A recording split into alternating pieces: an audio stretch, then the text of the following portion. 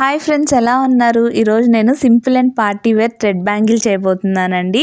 చూసి మీరు కూడా ఇంట్లో ట్రై చేయండి. ఖచ్చితంగా ఈజీగా అయితే అయిపోతుంది. చూసారు కదా, నేను బ్యాంగిల్కి ఫస్ట్ ఇట్లాగా థ్రెడ్ని చుట్టేసుకొని, ఈ చుట్టేది ఈ రౌండ్స్ నేను 25 తీసుకున్నానండి. 25 రౌండ్స్. సో మనకి 25 రౌండ్స్ తీసుకుంటే కరెక్ట్గా ఉంటుంది.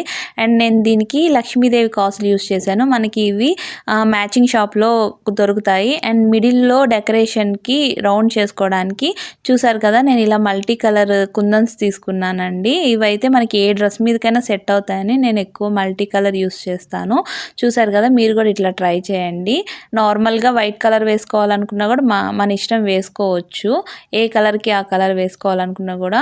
చూసారు కదా, నేను స్టిక్ చేసేసి లక్ష్మీదేవి కాసులు కూడా నేను ఇట్లా స్టిక్ చేసేసాను.